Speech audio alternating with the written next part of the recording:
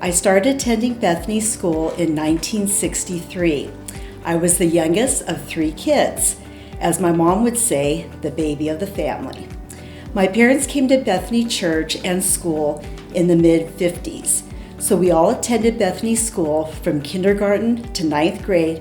My sister was my PE teacher, which I was to call her Miss Harmon. My grandma would work in the school library.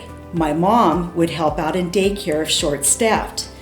My dad also made the paddle that was used for years, so there's that.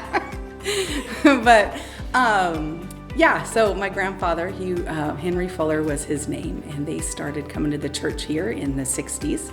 And he came as the associate pastor and the Christian education director, and he was that for several years. And then the principal of the school at the time left, and they were looking for a principal. And so they offered him the job, and he had all the right stuff and all the right credentials, and so he took it. And he was there from 1974 to 1991. He was the principal here.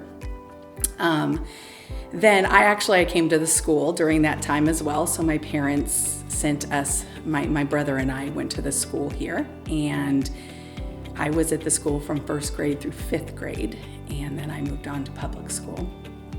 And then after that, just us coming back and teaching here and just being a part of the community. I graduated from college in 1970 from a small little Bible college in Missouri. And my sister Louise was already teaching at Bethany School. So, wow, wouldn't it be a good idea to do your student teaching in California? Wow, yeah, that little Indiana girl thought that was a pretty good idea. So I came out in the spring of 1970 and did my student teaching under the masterful person of Thelma Steele. And then I went home for a year, and in the spring of that next year, Mr. Fred Miauchi gave me a phone call. I think it certainly wasn't a text. So it was a phone call, I believe. Would you be interested in teaching here at Bethany? We met you, we had you around for several weeks. So I accepted that deal. That was a pretty good thing. I could move out here, live with my sister, and see that guy again that I had seen the year before when I was student teaching. And I was told he was pretty eligible. In 1918, my mother and her family came down from the Spokane, Walla Walla, Washington area. When they came to Long Beach, they first started attending Bethany Church sometime between 1918 and 1920. My brother Al, and he was in the first class of the 1st grade at Bethany School.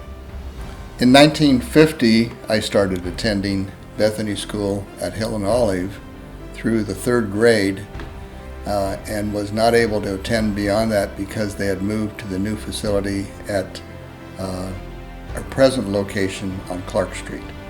In 1960, my older brother Al started driving school bus for Bethany School. He was also the church custodian for the school at the same time. In 1964, I started driving school bus. My brother Bob, who was younger, did not attend Bethany School, but he drove school bus for Bethany as well as custodian for the church and school.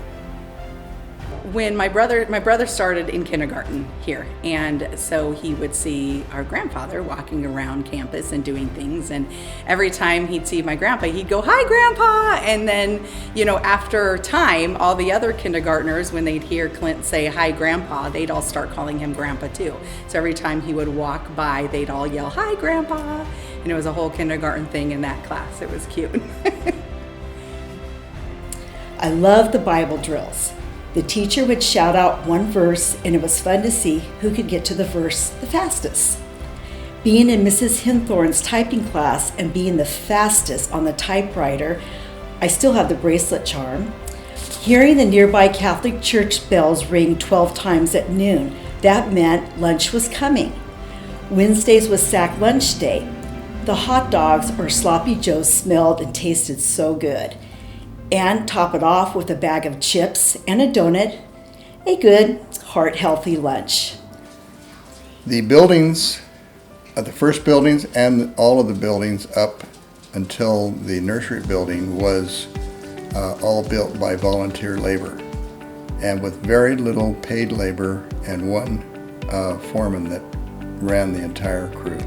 Both of the kids had great friendships there, the playground times, and I could just picture their faces now, who broke what arm what year and, stuff like that. Being a cheerleader in junior high, which led to going to Milliken High School and being the head cadet of 80 girls performing halftime shows at football games. Coming from a small school to a 4,000 plus high school made me happy to try out and be chosen. In 1952, one of my classmates fell off the bridge at the corner of California and the railroad tracks, which is just north of Hill Street, and fell on his head as a freight train was approaching. The train was able to stop, and he was in the hospital for many weeks. We were praying for him in our class, and he came back, I believe, that year or the next year. I loved serving at the school. When I was finished teaching, then when my kids were there, I did all the road mother stuff, all the PTF stuff, on the school council for several years. Lots of things just to be there because I loved the school and I loved the ministry. I loved seeing what was going on. For me, it's been seeing my kids here and being a part of being at the same place as my children are. And I think that I feel just very blessed that I'm able to do that. And it's been just great memories for me over that time. I mean, I have memories as a kid playing on campus and all the things. And that's been great too. But my favorite memories are just being here, teaching with my kids here at this school. I think another memorable time was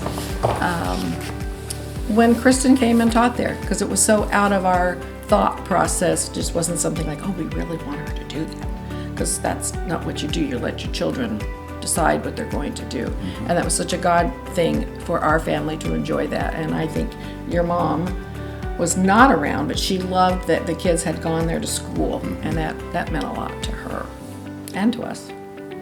So thankful that Heather, our daughter-in-law, is a teacher at the school too. It continues to have loving, caring staff, and to think 75 years of the school not only striving to be the best, but also thriving, especially in the times we are living. Mian Kinder says, when you are scared, remember Jesus is beside us and an angel behind us. So precious. I'm thankful that our family continues the rich legacy of being the 5th generation. One of the really fun things is when our granddaughter started at Bethany Preschool. So that would be little Miss Olivia Huff, and she was there, I think, for 3 years until they moved. But that was really wonderful to think that Grandpa, Mom, Grandma, Dad, all these people had gone before her, and that she was able to be a part of that. That was pretty special.